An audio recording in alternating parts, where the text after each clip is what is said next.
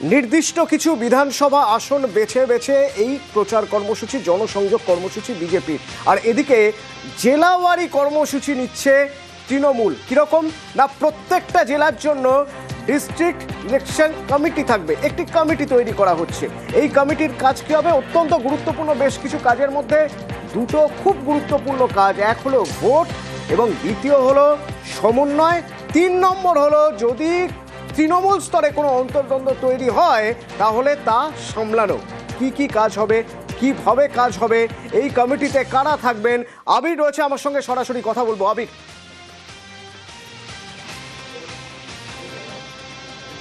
দেখো, কাজ কি করবে সে প্রসঙ্গের কথা তুমি জানালেই। ইতিমধ্যেই হচ্ছে যে 3 যে সাংগঠনিক যে জেলা রয়েছে তার মধ্যে বারাসাত রয়েছে, বহরমপুর রয়েছে, জঙ্গিপুর রয়েছে, সেই 3টে জায়গাতেই হচ্ছে ইতিমধ্যেই কমিটি তৈরি করে দেওয়া হয়েছে। অতীতে দেখতে পাওয়া যেত হচ্ছে যে তৃণমূল কংগ্রেসের যে জেলাভিত্তিক পর্যবেক্ষক পদ ছিল, পরবর্তী সময় সেই পর্যবেক্ষক পদ তুলে দেওয়া হয়। 2024-এর লোকসভা, তার আগে 2021-এর বিধানসভা এবং যে বিধানসভা নির্বাচন আসতে চলেছে, এই মাঝের কয়েক বছরে এই সাংগঠনিক জেলার মধ্যে থাকা যে সমস্ত বিধানসভা কেন্দ্রগুলি রয়েছে সেখানে বেশ কিছু রাজনৈতিক সমীকরণের বদল হয়েছে। তৃণমূল কংগ্রেস মনে করছে যে রাজনৈতিক সমীকরণের বদলের সঙ্গে সঙ্গে যাতে একেবারে নিচুতলার যারা কর্মীরা রয়েছেন তারা জেলার সামলানোর দায়িত্বে, যে সাংগঠনিক কাঠামো অনুযায়ী যারা দায়িত্বে রয়েছেন তাদের সঙ্গে সমন্বয় বা সংযোগের ক্ষেত্রে যাতে কোনো অসুবিধা তৈরি হতে না পারে সেই বিষয়টাকে তারা বজায় রাখার চেষ্টা করবেন। নির্বাচন আসলেই হচ্ছে বেশ কয়েকজন নেতার বিভিন্ন ধরনের ভূমিকা থাকে এবং এই সমস্ত জায়গাগুলোতে এমন নেতাদের দায়িত্ব দেওয়া হয়েছে যারা এই এলাকাগুলি সম্পর্কে ভীষণ রকমভাবে পরিচিত এবং এই মাইক্রো ম্যানেজমেন্ট সম্পর্কে ভীষণ রকমভাবে অবহিত হয়ে রয়েছেন। ফলে এই জায়গাতে ভোটের কাজ, অর্থাৎ প্রচার থেকে শুরু করে প্রার্থীপদ ঘোষণা হয়ে যাবার পর বাকি যে নির্বাচনী কাজগুলি রয়েছে তারা কিভাবে সামনে নিয়ে যাবেন সেটিকে দেখে নেওয়া।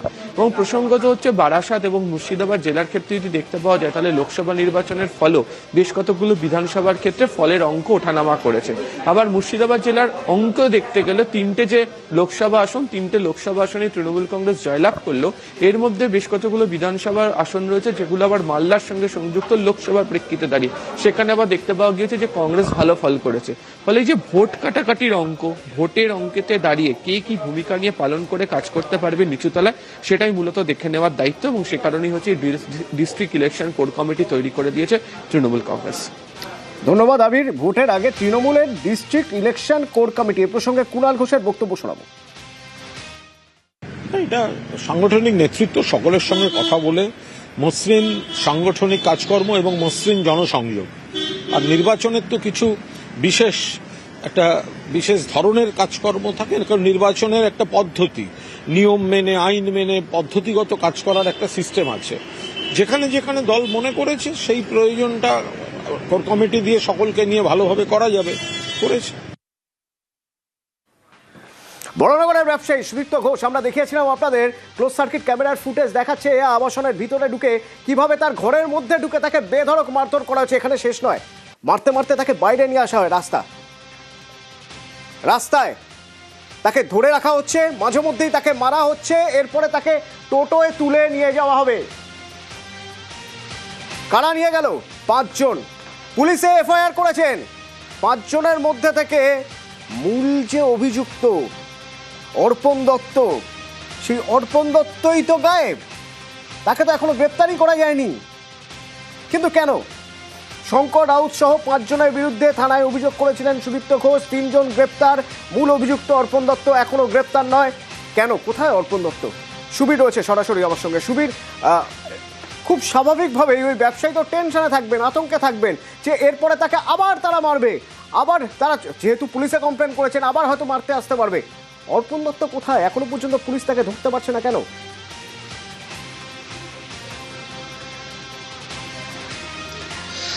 দেখো অতনুদা, এই যে গোটা বিষয়, অর্থাৎ এই যে মানে মারধর করার আগের দিন অর্পণ দত্ত এই ব্যবসায়ী সুদীপ্ত ঘোষকে ফোন করে এবং তাকেও সেই ক্লাবে যাওয়ার জন্য বলে। যখন সে রাজি না হয় তারপরেই কিন্তু তার আবাসনে গিয়ে দলবল নিয়ে গিয়ে তাকে মারধর করে, তাকে টানতে টানতে নিচে নামিয়ে তাকে রাস্তার মধ্যে মারধর করে তাকে টোটোতে করে নিয়ে যাওয়া হয়। এবং তারপরেই এই যে মারধরের ঘটনা, ব্যবসায়ীকে মারধরের ঘটনায় 5 জন অর্থাৎ শঙ্কর রাউত সহ 5 জনের নামে কিন্তু অভিযোগ দায়ের করা হয় বহনগর থানায়। ইতিমধ্যেই গত পরশুদিন দিন এবং গতকাল রাত্রিবেলা গোপন অভিযান চালিয়ে মোবাইল লোকেশন ট্র্যাক করে মহানগর থানার পুলিশ 3 জনকে গ্রেপ্তার করেছে, রাহুল যাদব, আয়ুষ কুন্ডু এবং পাশাপাশি অরিত্র দাস। পাশাপাশি তোকে জানি নাকি মূল অভিযুক্ত যেখানে দেখা যাচ্ছে অর্পণ দত্ত, যার নেতৃত্বেই গোটা ঘটনা ঘটেছে, সে কিন্তু এখনো পর্যন্ত ফেরার রয়েছে, তার খোঁজে তল্লাশি চালাচ্ছে মহানগর থানা পুলিশ। পাশাপাশি শঙ্কর রাউত যে তৃণমূল নেতা যার বিরুদ্ধে অভিযোগ, তিনি কিন্তু গোটা বিষয় অস্বীকার করে তিনি বলছেন যে ঘটনার সময় কিন্তু তিনি উপস্থিত ছিলেন না ঘটনাস্থলে। পাশাপাশি তিনি বলছেন যে তার নাম ভাঙিয়ে বিভিন্ন জায়গায় কাজ করে তিনি কিন্তু তার নাম ভাঙিয়ে এই ধরনের বিভিন্ন লোকের থেকে টাকা পয়সা কিন্তু আত্মসাৎ করতো, এমনটাই কিন্তু অভিযোগ এনেছেন শঙ্কর রাউত। এবং এই ঘটনার মূল অভিযুক্ত যিনি রয়েছেন অর্পণ দত্ত, তিনি এখনো পর্যন্ত অধরা, তার খোঁজে তল্লাশি চালাচ্ছে মহানগর থানার পুলিশ। তল্লাশি তো চালাচ্ছে পুলিশ, কিন্তু অর্পণ দত্ত এখনো পর্যন্ত তার কোনো হদিশ নেই। শঙ্কর রাউত অভিযুক্ত তৃণমূল নেতা, তার বক্তব্য তো শোনাবো, তবে তার আগে কতটা টেনশনে রয়েছেন ওই ব্যবসায়ী একবার শোনাবো, শুনুন। বর্ণনগরের এখানে আপনার কাছে তোলার টাকা কে চেয়েছিল? শঙ্কর রাউতের মাধ্যম দিয়ে অর্পণকে দিয়ে চাওয়া হয়েছিল টাকা। অর্পণ কি? শঙ্কর রাউত, সায়ন্তিকা ব্যানার্জি, বর্ণনগর মিউনিসিপ্যালিটির ভাইস চেয়ারম্যান, সবার সঙ্গে এক ফটো ফ্রেমের কাছে দেখতে পাবে। প্রথমে বলেছিল যে যেতে এখান থেকে শঙ্করদার ক্লাবে, তার আগে আমার ফোনেও বলা হয়েছে, আমি বলেছি না যাবো না। তখন এখানে এসে জোর করে নিয়ে যাওয়ার ব্যাপার হলো, নিচে নিয়ে গিয়ে রাস্তায় মারতে মারতে নিয়ে যাওয়া হয়েছে, একটি টোটোতে তোলা হয়েছে। মূল অভিযুক্ত অর্পণ দত্ত 100 বার, কিন্তু এর ব্রেন চাইল্ডটা যে শঙ্কর রাউত, সে তো অধরা। তার নামটাও বর্ণনগর থানার ওসি সাহসে কুলোলো না যে এফআইআরে দেবে। একটা তো আতঙ্ক থাকে, কেননা যদি কখনো আক্রমণ করে আমার গাড়ির ওপরে, এই যারা আমার বাড়িতে সেটা যেটা করলো তাদের একদম চরম শাস্তি চাইছে। শঙ্কর রাউতের সঙ্গে আমরা যোগাযোগ করেছিলাম আগেই, তিনি আগেই অভিযোগের কথা অস্বীকার করেছিলেন। সুদীপ্ত ঘোষ আইনজীবী দম্পতি তার সঙ্গে তার কোম্পানির সঙ্গে এগ্রিমেন্ট করে ইন্টেরিয়ার কাজের জন্য টাকা নিয়ে নেয়, কিন্তু কাজটা করছে না। আইনজীবী দম্পতিকে আমার নাম করে ধমকে চমকে যে আমরা দাদার লোক, সম্প্রদায়ের লোক, সমাজের সঙ্গে থাকি। আমি কালকে সকালবেলা সুদীপ্তকে ফোন করি, সুদীপ্তকে ফোন করে বলি যে তোমার এরকম যদি ঘটনা হয়ে থাকে তুমি হয় টাকা দিয়ে দাও, নাহলে কাজটা করে নাও, আর ফার্দার কোথাও আমার নামটা তুমি তুলো না, তুমি তো আমার সঙ্গে থাকো না। এবার ও এখন এই ব্যাপারটাকে সম্পূর্ণ একটা মিথ্যে গল্প রচনা করছে। সজল ঘোষ কি করলো সেটা নিয়ে আমি কোনো চিন্তিত না। এই যে ঘটনাটা হয়েছে এর পূর্ণাঙ্গ তদন্ত হওয়া উচিত। প্রশাসন মতন কাউকে যদি পায় দোষী, শাস্তি দেবে। নিউ টাউনের সাপুরজি আবাসন, যে আবাসনের ব্লকে ঘরে ঘরে পেট খারাপ, বমি, কেন? জলের সমস্যা। তারা কমপ্লেন করেছেন, ফল হয়নি দাবি করছেন, তারপরে দেখুন অবস্থা। सभी को 3 साल का बच्चा और 1 साल की बच्ची। 20 दिन কোথায় আপনি 20 দিন বলুন তো, আজকে বলছেন as soon as possible। 20 दिन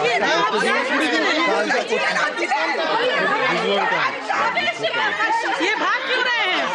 ये भाग क्यों रहे हैं?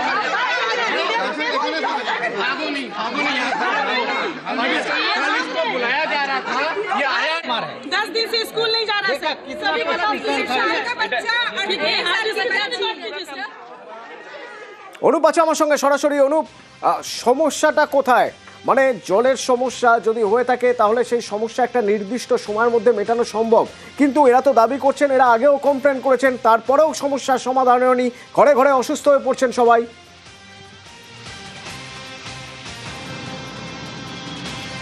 তো একবার নয় একাধিকবারই অভিযোগ করা হয়েছে, তারপরে সমস্যার কোনো সমাধান করা হয়নি, এমনটাই কিন্তু আবাসিক যারা এই আবাসনে তারা দাবি করছে। তার কারণ নিউ টাউনের সুকবৃষ্টি আবাসনেই এই ধরনের ঘটনা 1 সপ্তাহ ধরে ঘটছে এবং প্রত্যেক বাড়িতে যখন পেটের সমস্যা চলছিল তারা কিন্তু গোটা বিষয়টি ফেসিলিটি যে ম্যানেজার তাদেরকে জানিয়েছিল, তারা কোনো বিষয়ে কর্ণপাত করেনি। পরবর্তী ক্ষেত্রে টেকনোসি থানা তারা দ্বারস্থ হয় এবং পুলিশের পক্ষ থেকে গোটা বিষয়টা খতিয়ে দেখার আশ্বস্ত করা হয়েছিল এবং পুলিশের পক্ষ থেকে ফেসিলিটি টিমকে গোটা বিষয়টি বলা হয়েছিল, সেখানেও তারা কোনো কর্ণপাত করে না। শেষমেশ তারা কিন্তু আতঙ্কের মধ্যে দিন কাটাচ্ছিল। আজকে লক্ষ্য করা যায় এই পরবর্তী ক্ষেত্রে তারা একত্রিত আতঙ্কের পরিবেশ থেকে বেরিয়ে এসে এবং বাইরে এসে কিন্তু ফেসিলিটি ম্যানেজারকে ঘিরে বিক্ষোভ দেখাতে শুরু করে। তার কারণ যেভাবে ডায়রিয়া আক্রান্তের সংখ্যা বাড়ছে দিনের পর দিন, 1 সপ্তাহ ধরে বাড়ার পরে এখনো পর্যন্ত 100 জনের বেশি তারা আক্রান্ত হয়েছেন এবং এখনো পর্যন্ত তারা ভয়ের মধ্যে দিন কাটাচ্ছেন এমনটাই জানাচ্ছে।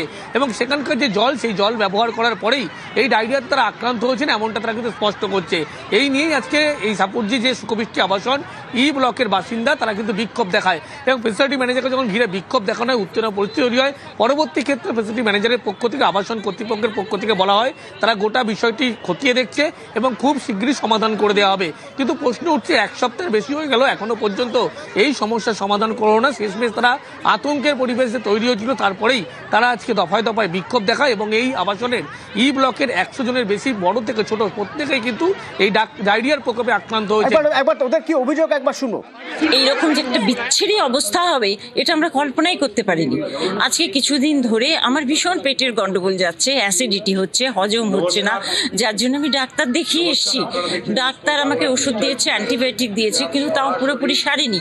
সারবে কি করে? গোড়ায় যদি গলদ থাকে এটাকে তো একদম ঠিকঠাক করতে হবে, নাহলে আমি 76+, আমরা এখানে থাকবো কি করে? কি জলের যে প্রবলেমটা এসছে আমরা সেটা দেখেছি, আমরা পিএইচি-কে জানিয়েছি, পিএইচি থেকে টেস্টিং হয়েছে। আমরা আন্ডারগ্রাউন্ড রিজার্ভার যেটা থেকে গন্ধ বেরোচ্ছিল আমরা সেটা ক্লিয়ার করেছি। এখন ওভারহেডগুলো ক্লিয়ার করা হচ্ছে। কালকে 20টা ট্যাঙ্ক আমাদের ক্লিয়ার হয়ে গেছে। আজকে সকালে সেখানে জল টেস্ট করা হয়েছে, যারা থাকছে তাদেরকে দিয়েও টেস্টিং করা হয়েছে।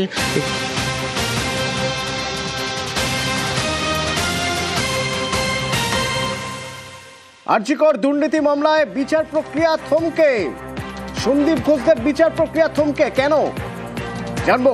অমিত রয়েছে আমার সঙ্গে ফোনে। অমিত, 5 ফেব্রুয়ারি ইডির তরফে সন্দীপ ঘোষ সহ 3 জনের বিরুদ্ধে ইডি আদালতে চার্জশিট দেওয়া হয়েছিল, কিন্তু আজকে যখন শুনানি ছিল সেই ক্ষেত্রে ইডির তরফে যেটা আদালতে জানানো হয়েছে যে রাজ্য সরকারের তরফে কোনো রকম স্যাংশন বা সম্মতি এখনো পর্যন্ত আসেনি।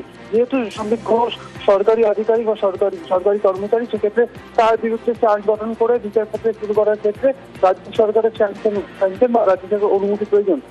ইডির তরফে রাজ্য সরকারের কাছে চিঠি দিয়ে অনুমতি চাওয়া হয়েছে, এখনো পর্যন্ত অনুমতি না আসার কারণে ইডি স্পেশাল কোর্টে সন্দীপ ঘোষের বিরুদ্ধে বিচার প্রক্রিয়া শুরু করা যাচ্ছে না এবং ইডির তরফে জানানো হয়েছে যে স্যাংশন লেটার বা সম্মতি এলে তারা আদালতকে জানাবে এবং এই মামলা পরবর্তী শুনানির দিন 8 এপ্রিল ধার্য করা হয়েছে। ধন্যবাদ। অ্যান্টিবায়োটিকের উপর নতুন করে নির্দেশিকা আনতে চলেছে আইসিএমআর, কিন্তু কেন? অ্যান্টিবায়োটিক, কথায় কথায় অ্যান্টিবায়োটিকের ব্যবহার, যথেচ্ছ ব্যবহার, অপব্যবহার, এর ফলে এমন একটা পরিস্থিতি তৈরি হচ্ছে, এর ফলে হয়তো আর অ্যান্টিবায়োটিক কাজই করবে না, কাজের ক্ষমতাই হারিয়ে যাবে। তাই আইসিএমআর এর নির্দেশ।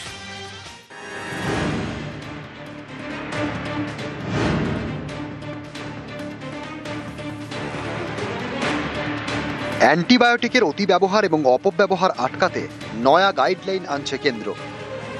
এম্পেরিক ট্রিটমেন্ট বা আন্দাজ করে একটা ওষুধ শুরু করা, অ্যান্টিবায়োটিক শুরু করার উপর এখন আইসিএমআর কাজ করছে, কেন্দ্রীয় স্বাস্থ্য মন্ত্রক কাজ করছে। এই সঠিক প্রয়োগ না করতে পারলে আমরা হয়তো ভবিষ্যতে অ্যান্টিবায়োটিকহীন হয়ে যাব।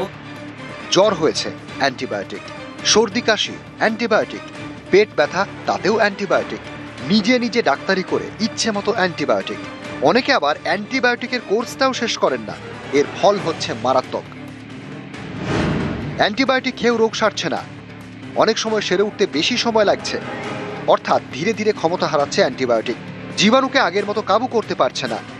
এই কারণেই অ্যান্টিবায়োটিক ব্যবহারের নয়া নির্দেশিকা আনছে কেন্দ্র। ধৈর্য হারা হয়ে কিনে খেয়ে নি, মানে সেই সময়টার জন্য আমরা তৃপ্তি পাওয়ার জন্য যে আমরা ভাবি যে এই সময় যে আমাদের শরীরটা সুস্থ বোধ করি, কিন্তু আমরা কিনে খেয়ে নি, কিন্তু আমরা আদৌ জানি না যে এটা আমাদের শরীরে কি ক্ষতি করছে। নির্দেশিকা আসতে চলেছে কোন ওষুধ খাওয়া উচিত, কোন ওষুধ খাওয়া উচিত, সুবিধা হবে তো? হ্যাঁ, অবশ্যই সুবিধা হবে, অবশ্যই সুবিধা হবে। এটা উচিত নয়, আমি কেন অন্যরও করা এটা উচিত নয়। আইনত বা ক্ষতির দিক যদি বলেন তাহলে কিন্তু উচিত নয় দেওয়া, এটা আমি বলতে পারি। প্রেসক্রিপশন ছাড়া একদম উচিত নয়, কারণ তাহলে ডাক্তারের বুঝে তিনি সেটা লিখছেন। শনিবার কলকাতার একটি অনুষ্ঠানে এসে নয়া নির্দেশিকার কথা জানান ইন্ডিয়ান কাউন্সিল অফ মেডিকেল রিসার্চের director general. Antimicrobial resistance is already a pandemic. The bacteria are now becoming resistant to them. It is largely because of overuse and misuse of antibiotics. So if we use antibiotics well and rationally, they will last us for several hundred years. If we don't, then after a while we'll be helpless against bacterial infections. Bacteria কালচারের আগে কোন antibiotic ব্যবহার করা ঠিক হবে, কোন পরিস্থিতিতে পরীক্ষা করিয়ে অ্যান্টিবায়োটিক পাল্টাতে হবে, কোন অ্যান্টিবায়োটিক কতদিন ধরে খেতে হবে, এসবেরই দিশা থাকবে আইসিএমআর এর নয়া নির্দেশিকায়। অ্যান্টিবায়োটিকের অ্যাবিউজ যেমন বন্ধ করতে হবে, মিসইউজ বন্ধ করতে হবে। সরকারের সদিচ্ছা আছে, কিন্তু সেই সদিচ্ছা বাস্তবায়িত করতে হলে তার যে আইনানুগ ব্যবস্থা সেটাকেও কিন্তু সঠিকভাবে বাস্তবায়িত করতে হবে। ওভার দ্য কাউন্টার সেল বন্ধ হওয়া উচিত। আমাদের চিকিৎসকদের ভাবা উচিত যে আননেসেসারি অ্যান্টিবায়োটিক আমরা দেবো না। পেশেন্টদেরও বোঝা উচিত, বা দোকানদার যারা কেমিস্ট শপ তাদেরও বোঝা উচিত, উইদাউট প্রেসক্রিপশন আননেসেসারি অ্যান্টিবায়োটিক, 2টো অ্যান্টিবায়োটিক এভাবে দিয়ে দিলাম, সেটা যেন না হয়। সেই ভিজিলেন্সটা ঠিক থাকলে তবেই আবার কিন্তু পুরোনো দিনের অ্যান্টিবায়োটিকগুলো আবার ফিরে আসবে।